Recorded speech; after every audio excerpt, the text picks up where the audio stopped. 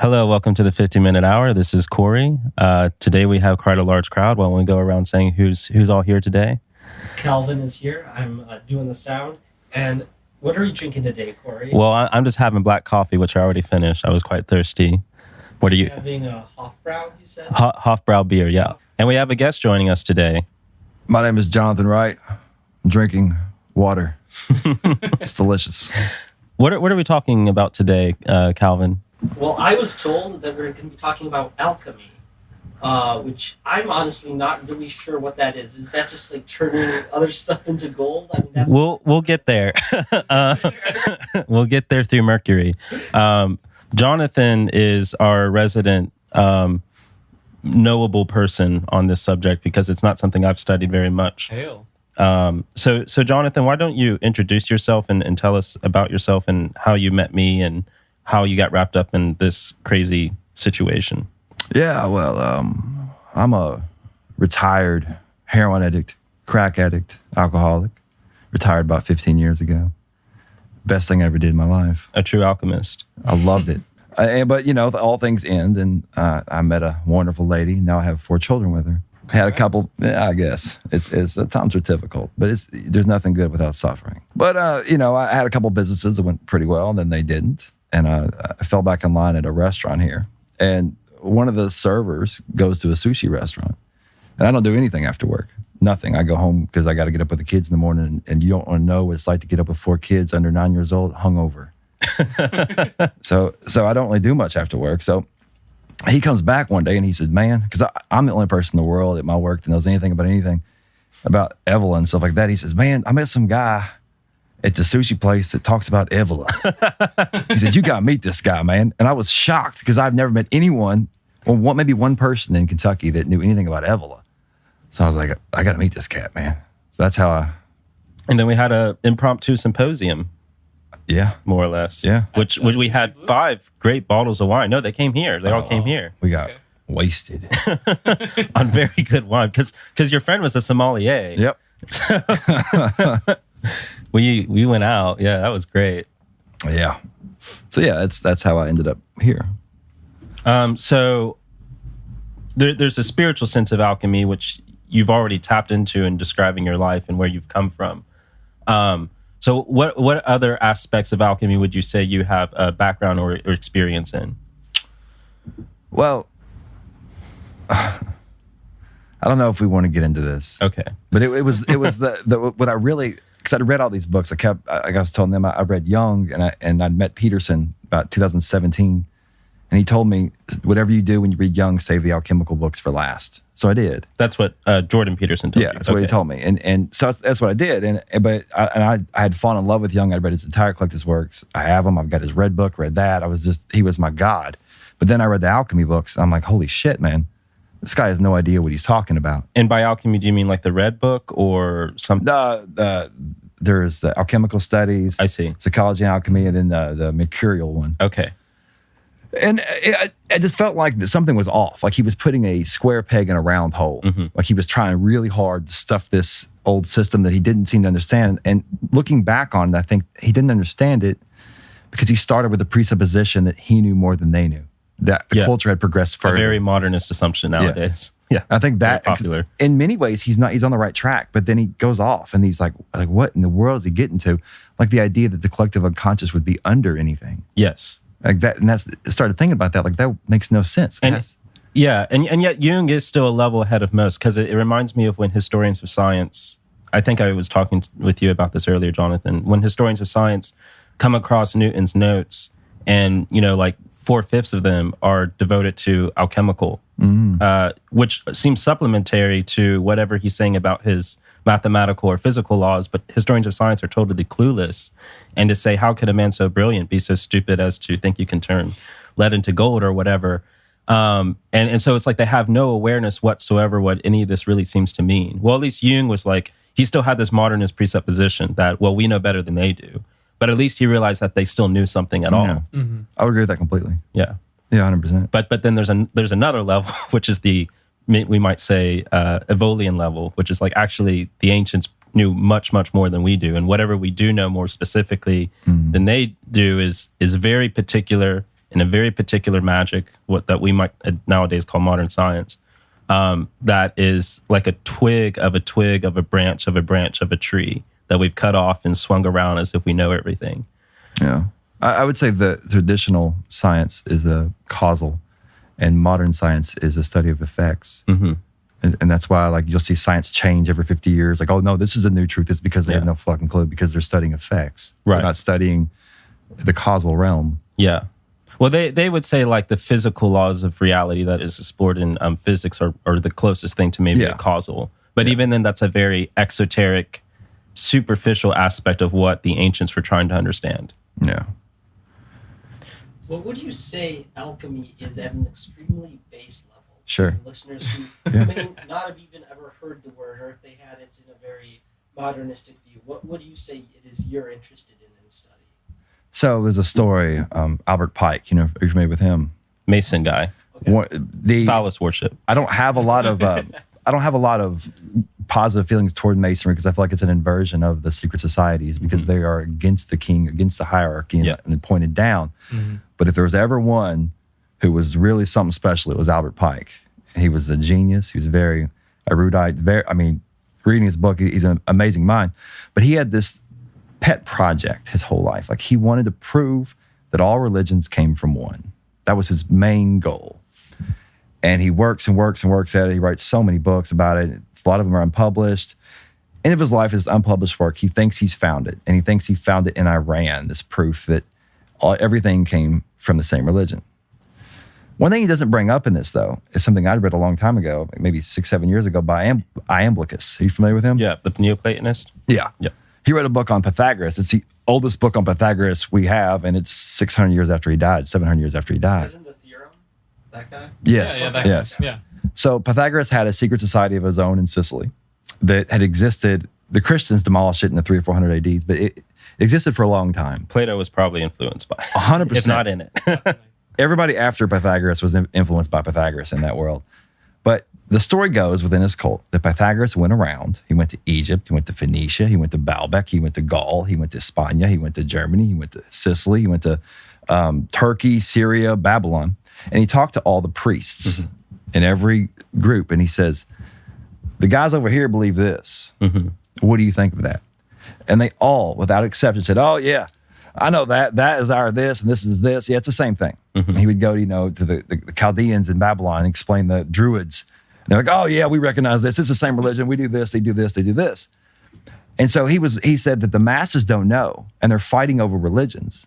Yeah. But the priests all know it's the same religion. Uh-huh. So what alchemy is I'm sure it's a decayed version of the original religion. The Hermetic tradition, the Perennial tradition. I was going to say, how does Hermeticism kind of play into It's the same definition thing. of alchemy? Same thing? Hermeticism is alchemy put into Greek Platonic terms. It's Okay. the same thing. It's Egyptian. It's alchemy we know it's old because there's an idea, I think it's Socratic, that when something starts to become written down, it's in the middle, that philosophy is in the beginnings of decay. Yes. Guénon talks about that, and I think that's why Plato, insofar he does write anything down, he sticks to dialogue, and it's also why the greatest sages generally don't write anything down. Yeah. Well, in the second dynasty, there are papyri that show obvious alchemical symbols and actions that only make sense in terms of alchemy. So therefore, theoretically, alchemy would be the mother of later Hermeticism, which is almost, we can get into the history, but Alexandria, and there's this big split in Egypt, and it's kind of it's the northern Egyptians, and then the Greeks came over there, and Hermeticism seems to be the Neoplatonist wording of this system. It's the same thing, though. Yeah, Plato says that the Egyptians and the Greeks knew so much because they were the first descendants of the Atlantean civilization after it sunk. And that the oral tradition that was preserved, particularly in Greece, but also in Egypt to some extent, is what allowed them to have continual access to that knowledge. And there's there has to be truth to that. I have a good friend that's a mainstream linguist at a university in Boulder, and she said that we still don't understand why there's no there's no practicing with the Egyptians. Like, as soon as their writing shows up, it's perfect. It's like it's a perfect system. Like the religion's perfect. And she's like, we've never understood that. Like, there's all kinds of theories, but no one knows this. And so that maybe Plato's right. It's almost like with the Holy Grail and why it's in Britain, because that's the most northwestern area they knew.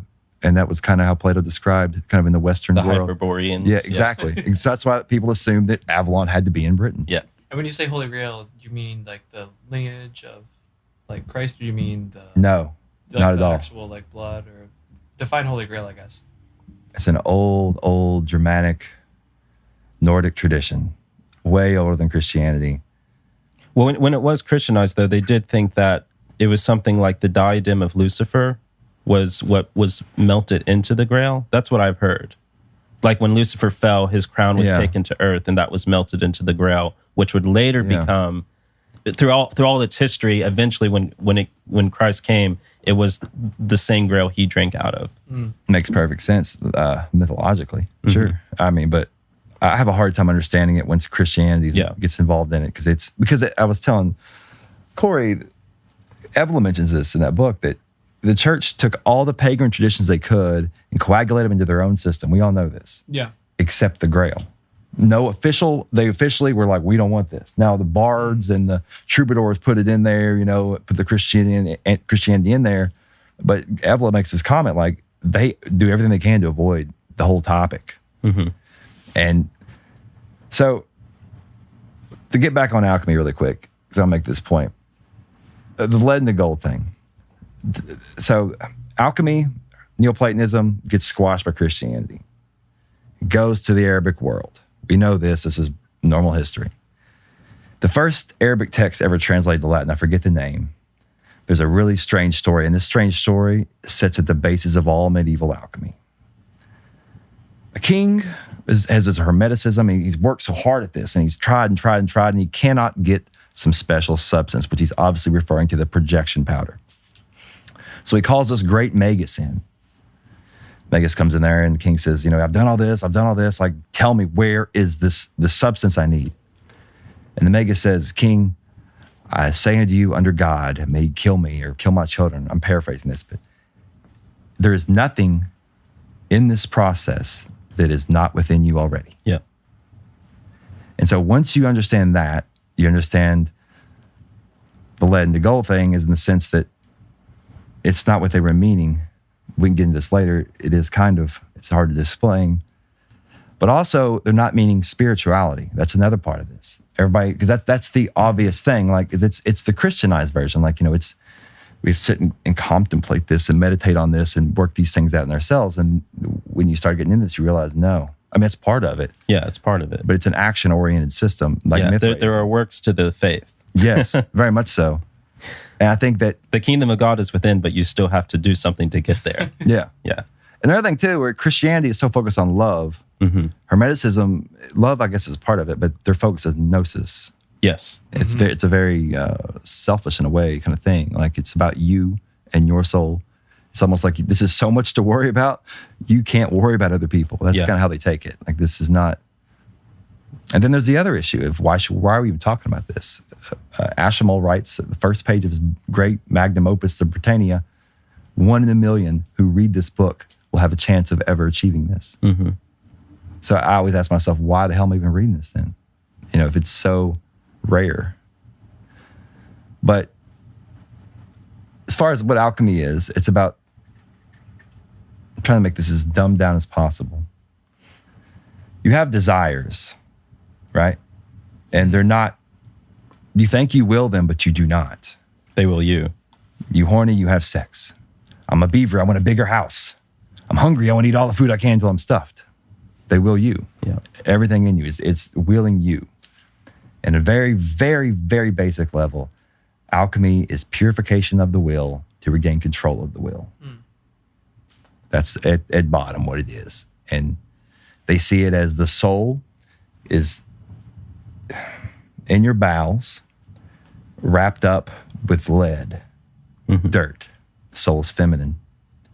The spirit is trying to reach the soul, but it can't because the soul, it's almost like the night has come to get the maiden, but the maiden's in bed with this 2-bit, hustler. It's kind of like that. So what it is, this process is removing the two by destroying the relationship and then entering and letting the true king come in. That's as best as I can describe. Which you see in a lot of spiritual practice universally. I mean, you can look at the breathing techniques in the Philokalia and the Orthodox tradition, which is about bringing the mind and the head down into the chest and eliminating what's in the bowels. All the fathers say when you're praying and you have a particular spiritual movement in the groin area or in the bowels, you ignore it, you suppress it. But you're trying in the Philokalic tradition to unite the mind or the nous with the heart, what's in the chest. And that brings about a spiritual, we might say alchemical transformation that brings about gnosis or peace. I mean, gnosis is such a misunderstood word, and it is important to note here that several of the church fathers refer to themselves as Gnostics or having gnosis. So it's kind of like one of those words like pseudo-intellectual that's totally lost any meaning at this point.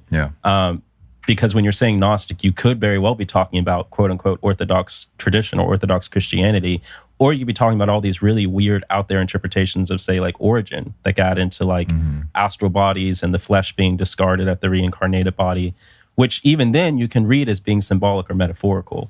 And the problem is that, you have this early Protestantism with these mystical texts that are reading them on a very fundamentalist level, and it gets into these really weird ideas. That unfortunately led Justinian to condemn Origin. But anyway, that's a whole nother topic. But it's very difficult to get into any of this stuff, and even reading it can be so dangerous because for most people, because you have such a base understanding, for most of history you did, but even more so modernity, where we just have no background or spirituality or education to really inform us how to understand these texts mythologically. No, there's almost no way. There's no university you can go to. It's no. I mean, for me, it's just experience. And I'll tell you all. There's a line in William Blake's, my favorite poem of his, "The Marriage of Heaven and Hell." It's not a great poem, but there's a section in it called "The Proverbs of Hell," and I read it years ago. And there's one proverb that just got imprinted in my mind. The path of wisdom is through the road of excess. And you think about that, and I thought about that so much. What does that mean? That's Dante's comedy right there. And Dante practiced a form of alchemy. Yes. And what we're going to get into, which is sexual alchemy. Yeah. And that's the cornerstone of this practice. It's not even half of it. And by sexual alchemy, that would include, probably not in the immediate intuition of most people, actually delaying sexual gratification. The beatific vision. Putting it at bay, like the sort of troubadour tradition of seducing the damsel but not sleeping with her, keeping it continual, keeping the eros, because it's like Plato or Socrates says in Plato's dialogues, especially Symposium and Phaedrus, that the highest love is born in Plato's case between a man and a younger boy, but it's ruined the moment it becomes manifested in the earthly sexual sense. It has to be continually delayed to bring the eros into the heavens, because the moment you manifest the eros on earth, it's anchored to the earth. So the eros has to be given wings of desire to be brought up into the heavens, where it can contemplate the forms and the truth and the good and the beautiful. But so this is kind of, Dante's thing. It's like the worst thing that can happen to you if you fall in love is that you fall out of love, or you get your love. You get what you want.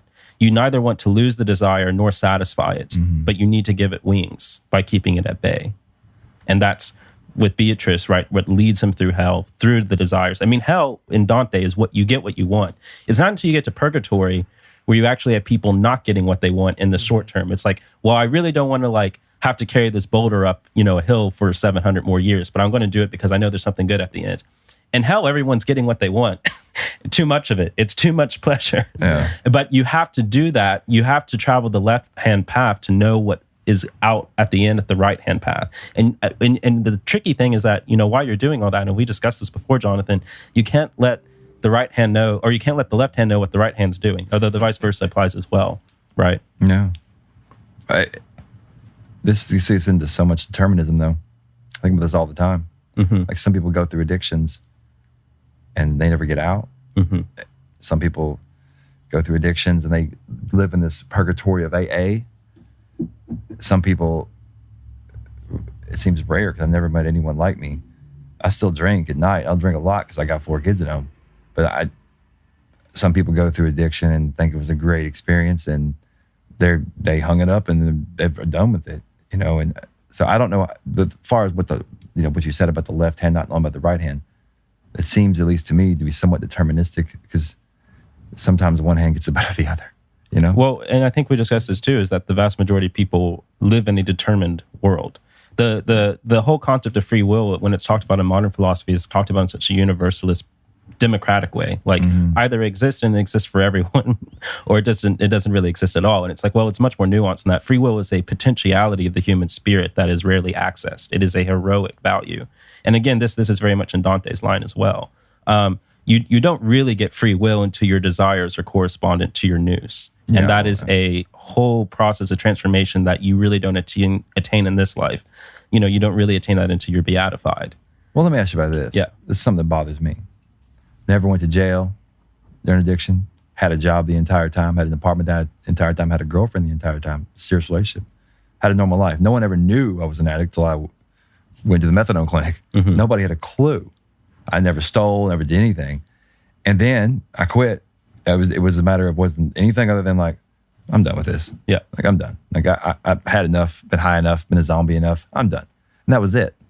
I didn't, in the same way, I feel like I didn't choose that either. Yeah. Just like the guy who can't quit doesn't choose that. Why did I get blessed with this? Honestly, it has to do with my severe ADHD, but this, like, I get bored with things. Yeah. You know, I'm like, I'm done. Like, I had my fun. I don't get that much fun out of it anymore.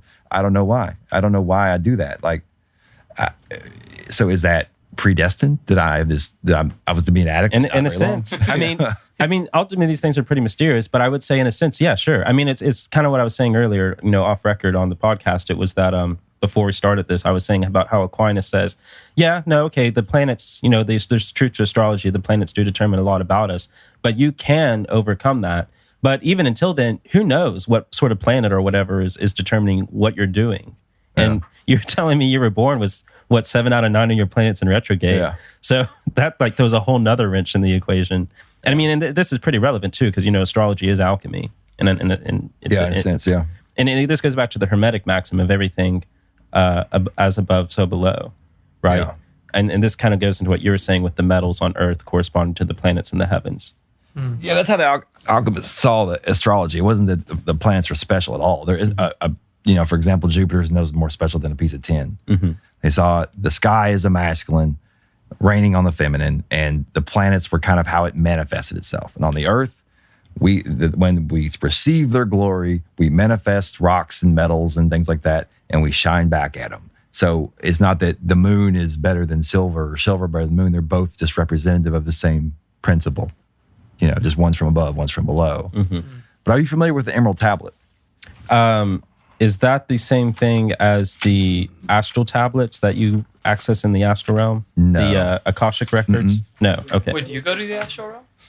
Do you astral project? No. We'll get into that. Not intentionally. Not intentionally. Okay. We'll get into that. All right, great. We're halfway there. We got 23 minutes left. This is a real. This is one of those texts that was found in Arabia. I think it was found in Turkey. And the people that had it claimed that it was thousands of years old. People thought it was bullshit, back and forth. And most alchemists think, no, it's probably the bottom of it all. It's really short. I'm going to read it to you all. And these are the Emerald Tablets. It's like 8 stanzas. The first stanza is where we get the entire idea of as above, so below. It comes out of this. A truth without doubt, wholly sound, that is the highest is from the lowest, and the lowest is from the highest. The working of wonders is from the one, just as all things came from the one by a single governance. Its father is a sun, its mother is a moon, the wind carries it in her belly, the earth nourishes it.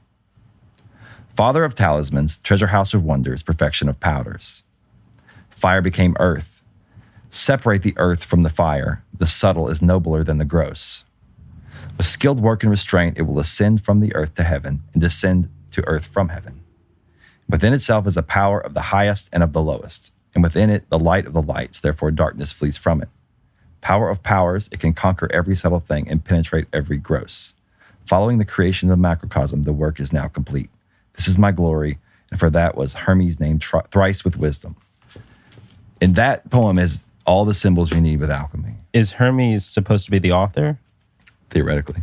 There are two things that come to mind. One is the Tao Te Ching. Yes. And the other is the first chapter of the Book of John. Yes. That seems to like sort of be taking it's the seeds of both of those in a sense. And what is John known for in the esoteric sense, at least from my understanding? The word and sex. The what? The word wrapped with sex. Right, because there's the eros and the eros between him and Christ at the Last Supper. And the Tao Te Ching was written by who? Lao Tse. Who was a Taoist. Yes. Well, the first. which is, their practice is sex. Yes, it's very focused on the sexual energy. Yeah, a lot of people don't really catch that, but Yeah. you have to read between the lines a little. So sex is it's at the bottom part. So there's a picture in Basil Valentine of a flask, right? This is what first turned me on to the idea this might be about sex. It looks like a shaft in a big ball sack. Yeah. And underneath it's a flaming fire. Yep. And it has like the liquid is in the ball sack part. Yep. And there's steam rising up the shaft of it. And it looks like, when you first look at it, like it's like a flask for a chemistry set. But when you look at it, there's like dragons in the steam. You start putting this together, and it was actually Evola's Hermetic book, because I was like, man, this is about sex. And I read that book. Then I read it again. This is like 3 years ago. That's the first inclination I had. That's when I stopped masturbating, because I didn't know what was going on, but it had something to do with semen. Yeah. Something. I don't know. This is what Crowley meant when he said, I waited 3 years to sacrifice the children. Yes. Okay. 100%. That's how we get this. So in Tantra, there's two paths. It's like there's Catholicism and there's Protestantism. So there's two paths in Tantra. And think of what if Catholicism had like Protestantism, like 1,000 different layers. It's similar. So there's the right-hand path, the left-hand path, the black path, the white path. All right. The white path, in this tradition, you have people that have sex with their spouse and do not fornicate. Or they don't orgasm, rather. They don't, yeah. Yeah. So the wife still does, though, right? No. Oh, the wife doesn't either. Okay. No. And I'll explain that later, how that works with my relationships. And that's a path I'm on because I have a wife with 4 kids. And we've had all 4 kids, nobody wants to believe me, on different forms of birth control. I refused to get fixed. And so I started practicing this. I'm like, how will this work? And she's like, as long as you can control it, we can keep doing this.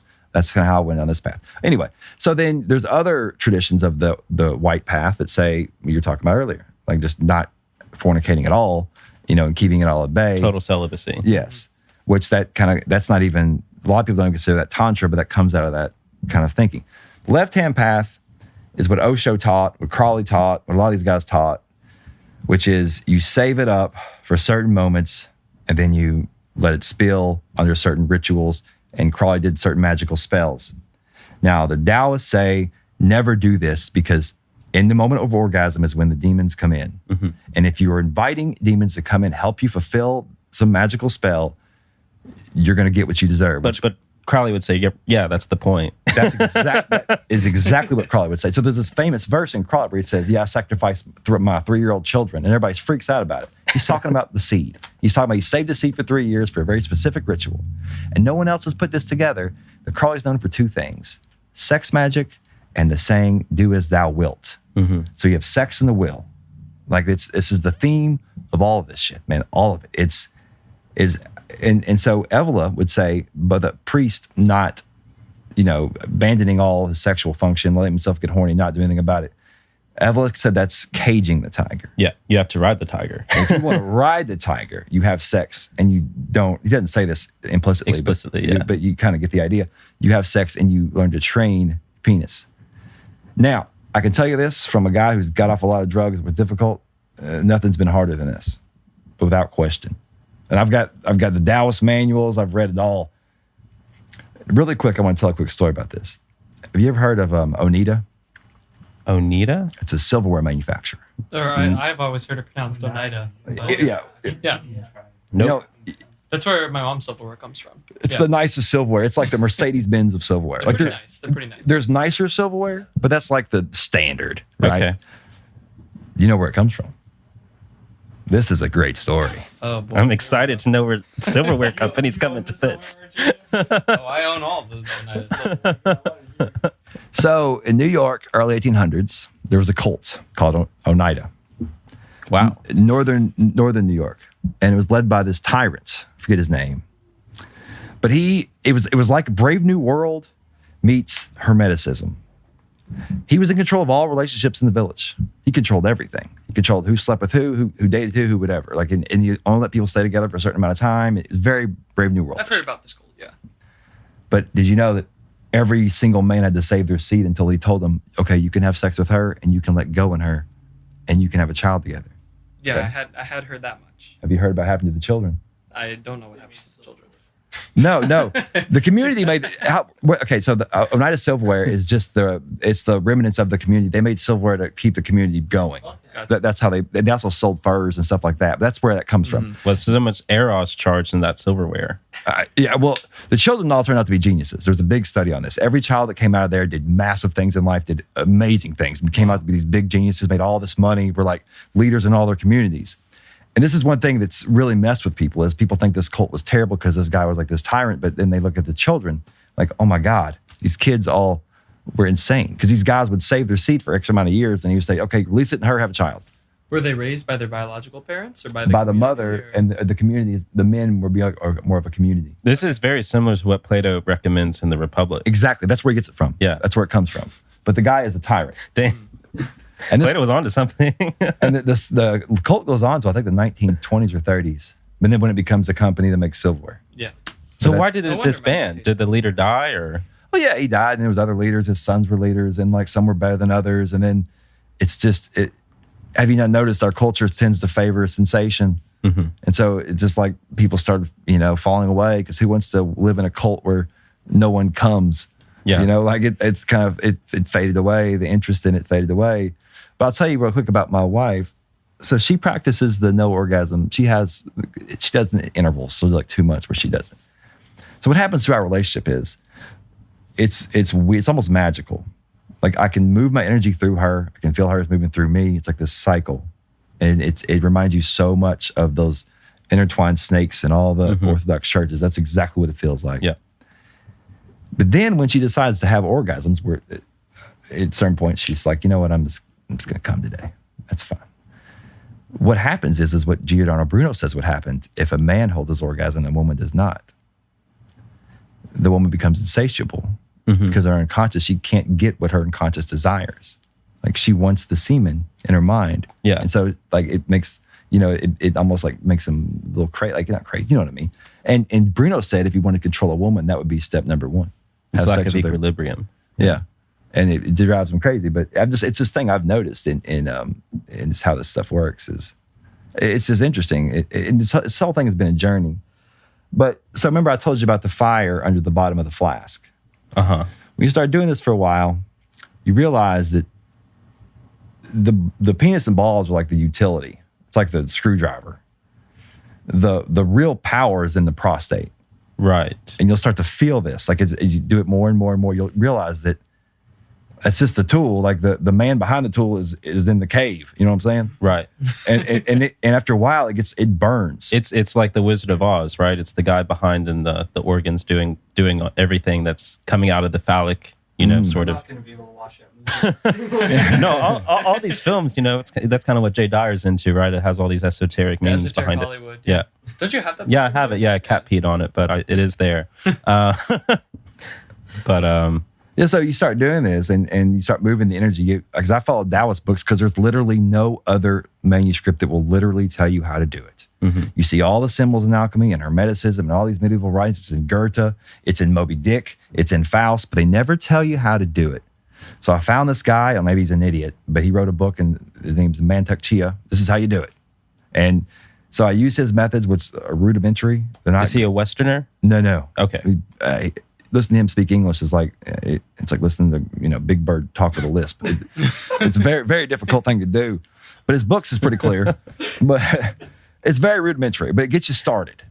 And he does this thing where you do like these breathing. It's all about breathing, like the big baby breaths where you move the belly out, and you move the energy. You move it to your testicles, and you do it like everything's 9 with the Taoist. Everything's 9, which is the number of the demiurge, which is interesting.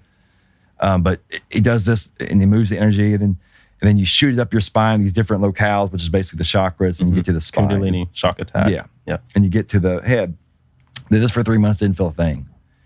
Then one day I was at work, Every day before work, I go get dressed in the bathroom and I do this. It takes like 5 minutes. One day I was at work. I was doing the belly breathing, the testicle breathing, all that stuff. And I wasn't careful. I was like, you know what? I'm going to skip the chakras. I'm going to send it straight to the top. Why not?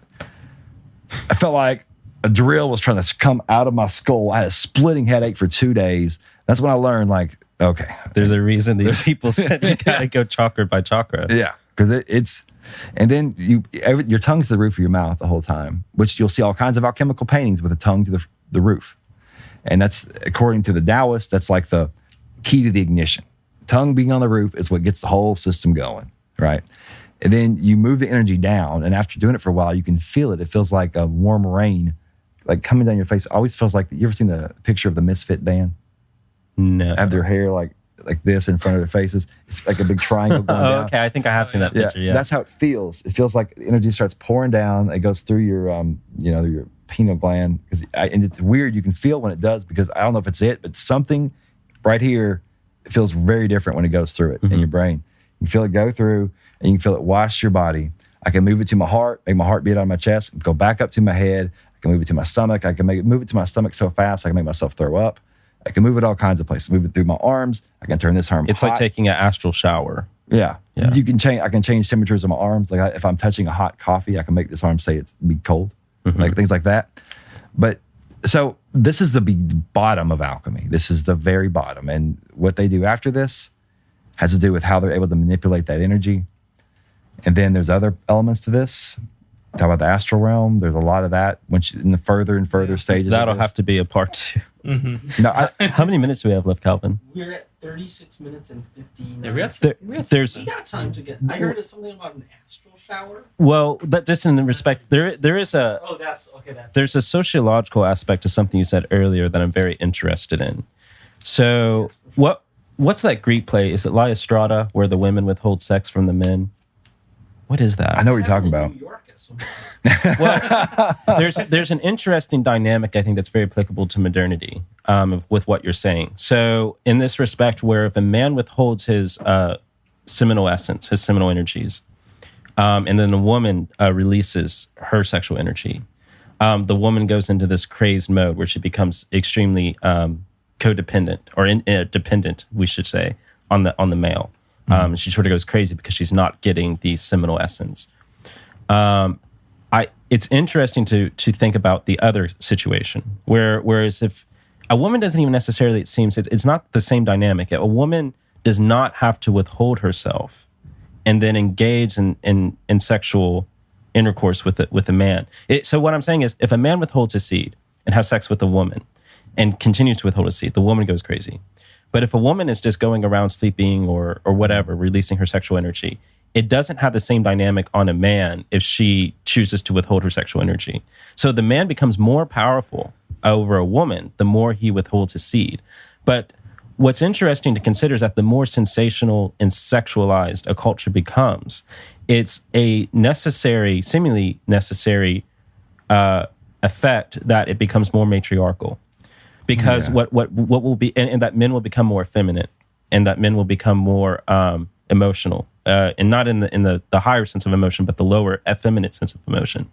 Because the more you're addicted to this sort of pornographic culture, as we talked in another pod, it doesn't necessarily have to be literally porn, but the sense where you're constantly engaging in sexual thoughts or sexual deeds, especially as a man, and then you're going to become more sexually, energetically dependent on the feminine, because you're not withholding your sexual energy, you're not withholding your seed.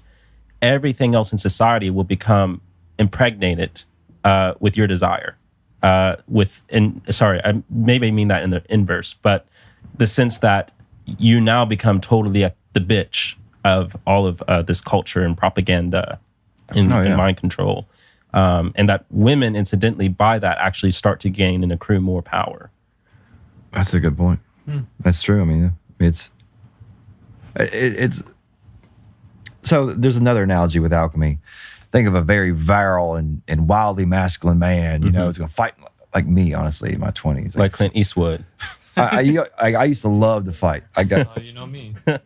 I used to walk around looking for fights. I fought so much when I was youth, and this wild, virile man, think about that. And then like he meets this woman, and then a real woman, honestly, like my wife, like a real woman. And and you'll see that virility, that masculinity broken if it's a real woman. But what you'll also see, Khālid. yeah, well, no, what you'll see, and by the way, my real woman is, then she will rebuild it. Yeah. She, like my wife, wants me to go out and do the woodworking. She wants me to go out there and do. She loves that. She loves it. Like, and this is Titus Burckhardt talks about this. This is the simplest way to understand alchemy.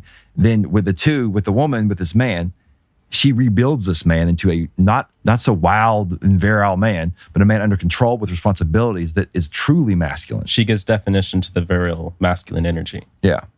So it's like in alchemy, you have sulfur, which is the sun, and masculinity. Wait, I thought gold was the sun. It is, but chemically speaking. Okay. So because you have all, this is a big wormhole, but so you have chemicals. So in literature, they talk about making gold, as a physical thing, and they say there's sulfur is the sun, quicksilver is the moon, and the quicksilver has to because the sun has been coagulated in sulfur, right? Mm-hmm. So the only way to coagulate it is to put quicksilver on it, which basically deforms it and dissolves it. And that's one of the processes of making gold. But I want to talk about this, about the making gold. Mm-hmm. There are so many stories of this really happening. And the idea is this, I got that poem I read you, as above, so below. So once you figure this out in yourself, you can do it with matter, right? There's all kinds of stories. I read one a couple of weeks ago, this random anonymous source, I don't know if it's true or not, in Belgium in 1910. This guy hears about a guy who made gold, and he finds him, and the guy won't show him. He's like, no, because it's not the point. And so I think for a lot of these guys, it was like, let me see if I can actually do it. But they keep saying, it's not the point. You don't understand. It's not the point. It's not the point. Mm-hmm. So there's a story. What's the point? So Gurdjieff, I've told you this before, was known for being able to change his face, or at least make himself completely unrecognizable to people that knew him. Mm. There's a story. Well, I'll tell you a quick story. So France occupied by the Nazis. Gurdjieff has meetings. There's pictures of him all over the city. And Gurdjieff knows this. He goes to the market every day. Does it never change his life, and he never gets caught. There's reporters that had his picture, that went to his chateau, passed him 7 times, and didn't see him until he introduced themselves. Like, this story goes on and on. So I think it's in the book of Judas and the Nag Hammadi. Mm-hmm. There's this great scene. When I read that, I read Gurdjieff first, and then I read this, and I was like, oh my God. The reason why Judas has to kiss Christ is because Christ can change his face. Right, and that's why he was not recognizable. Yes. Yeah. And that connect me to Gurdjieff. Well, it goes to even after the resurrection, where the disciples don't recognize him. Absolutely. The women don't recognize him. Yeah. Well, so in that Evola book, in the Hermetic tradition, there's a chapter specifically on something called Paliogenesis, which is the act of changing one's physical features, which ties directly into alchemy. And that would tie directly into changing lead into gold or whatever. And so there's all kinds of these stories, man. There's another story I heard about an old alchemist in Italy. This is one of these ones. His name involved with this is a fake name. I can't remember what the name is, but the guy had lived 300 years, they said, and through this system. And they don't tell you how, except until the end of the story. He meets a woman and he falls in deep love with this woman. And they just say he breaks the hermetic seal for this woman, and he dies right in front of her and shrivels up into a 300-year-old man. What do you think it would look like? There's stories like that. There's so many stories. This is kind of like Saint Germain's whole thing. He's tied into this too. Yeah. 100% tied into this. And like the Saint Germain Trust Fund, and he's like, yeah, I'm going to like get all these poor people money and get rid of the rich, but like that's still not the point. He's like, yeah, he's going around France, making all this like life extending potions for these princesses and whatever, or queens or royalty or noble people, and but he never actually tells them how to live forever, because he has a secret that he can't really expose because it'd be too dangerous. But he's going around, he never needs money, and if he needs money, he just makes some. And people are like, well, what are you doing? He's like, why don't you just like make a ton of money and become like some rich world ruler? And he's like, well, that's not the point. That's not what I'm interested in. He's like, he can do it if he wanted to, but he doesn't.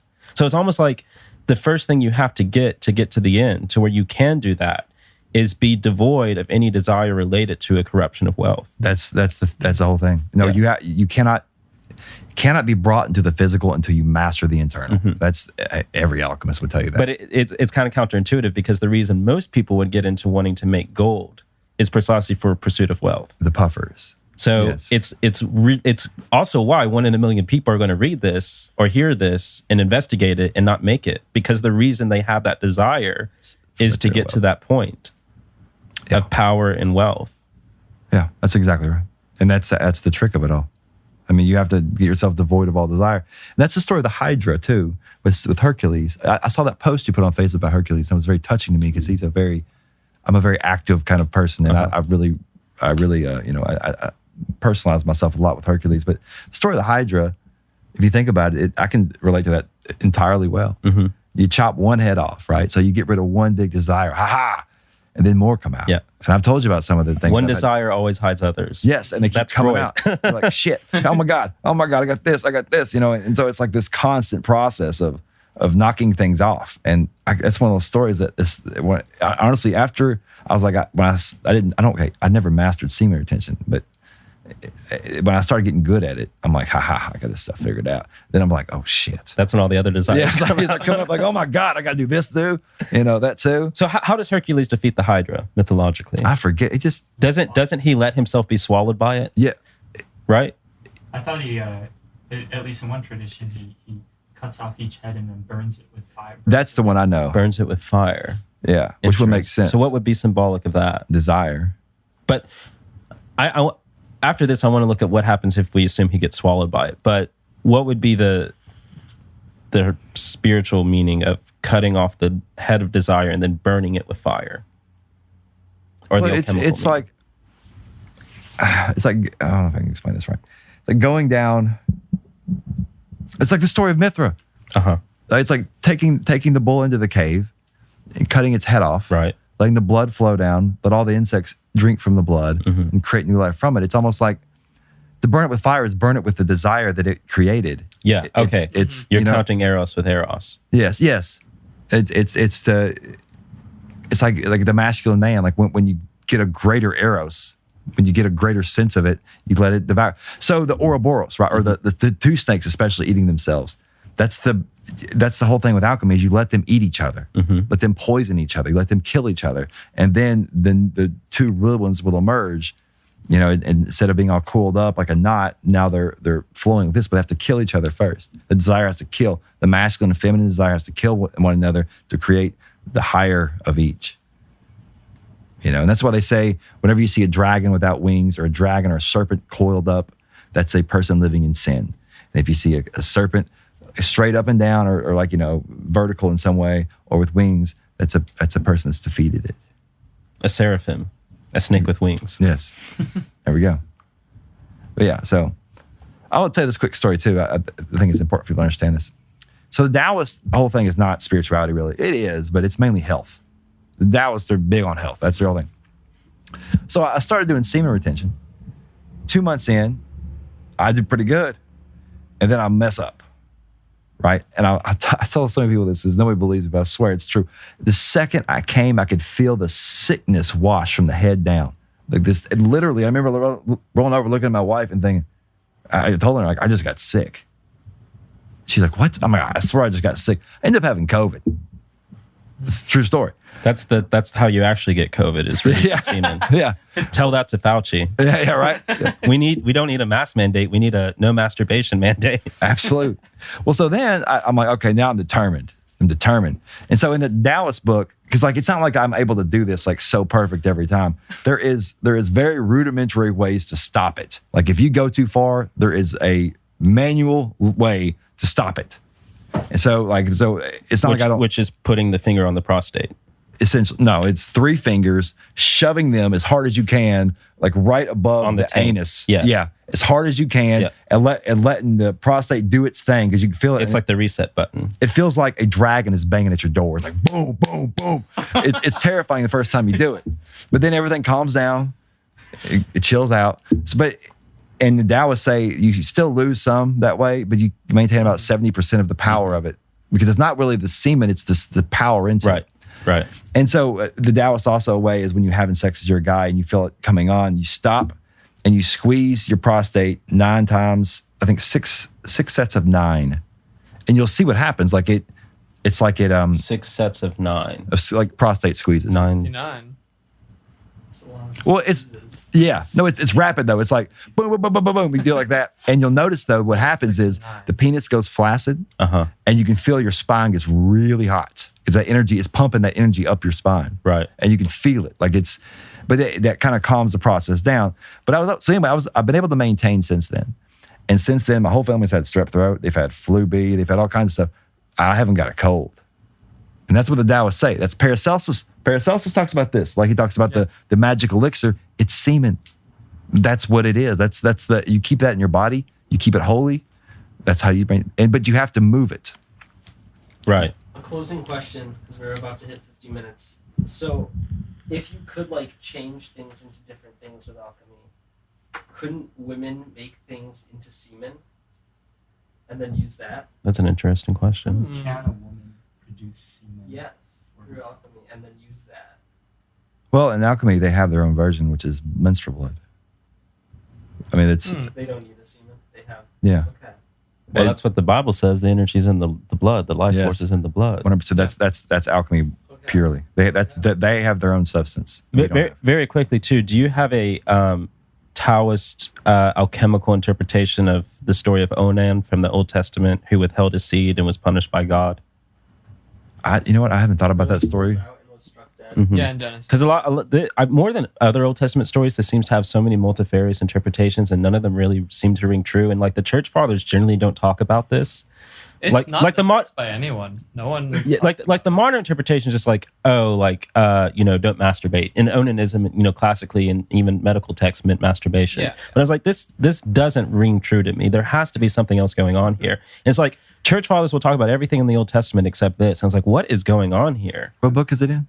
It's in Genesis. Genesis, I think yeah. The whole point of the story, though, is it runs deeper. He's pulling out because he knows that by his brother died. And Right. so He's not honoring his brother. He's not honoring his brother, and he doesn't want to have children that are not his. And it's like, yes, and that's what Origen would call the immediate historical meaning. But there's still 3 levels after that we haven't really got to yet. But it's like extreme selfishness, I think, is like the whole point of it. And that would be the moral meaning. Yeah. So there's still the esoteric meaning, or the spiritual meaning for Origen. And it's like, I haven't got there yet with that. And I'm wondering maybe it's a sort of alchemical meaning. Is it before or after the story of Joseph?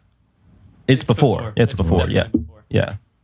Honestly, this is y'all's. I was raised in a Pentecostal church, and I memorized a lot of the Bible verses. I remember that story, but I don't remember it well. I mean, basically the idea is that he's supposed to give his seed to his brother's wife after his brothers died, so she can essentially, be raised. Because a widow is so disadvantaged in most historical societies. That's why Jesus always like, take care of the widow. So it's like, if she doesn't have a child, she's basically screwed. So it's his responsibility as a brother. It's familial duty to honor his brother by giving her a child. The reasons why he withheld his seed aren't exactly very clear either. No, Just as like he stopped and like spilled it on the ground. Right. And was struck dead. Right. Yeah. He was struck dead immediately. I have to look into that, think about it, meditate on it. I just think it seems like a lot of what you're talking about probably has some meaning here, some relevancy, sure. but maybe we'll leave that to the audience to discover. Well, I'd say this has been quite fun, though. This has been a great one, yeah. I think we will need a part 2 because we are at the 15 minutes. All right. Do you have any closing comments, Jonathan? Well, just that the story of Moses with the rod, remember in the fighting the magician, especially in the Quran, that is this story. But that is a person, Moses is a person that can take that sexual energy, manipulate the world, and then bring it back. So he has a serpent, he defeats the other serpent, comes back into his staff. Yeah. That's what that means. He has the bigger phallus, Exactly. the mightier phallus. Yeah, and it's this story of Mithra, and we didn't even talk about the Grail as far as I wanted to, but this is not all of it at all. But I just want everyone to know this is not all of it, but this is the basis of the perennial philosophy. We're just tickling your fancy so you go and become an autodidact on this sort of stuff. Or lose We're yourself in tickling your sin. prostate, Yeah, you might say. yeah. But that- All right, on that note, see you all next time.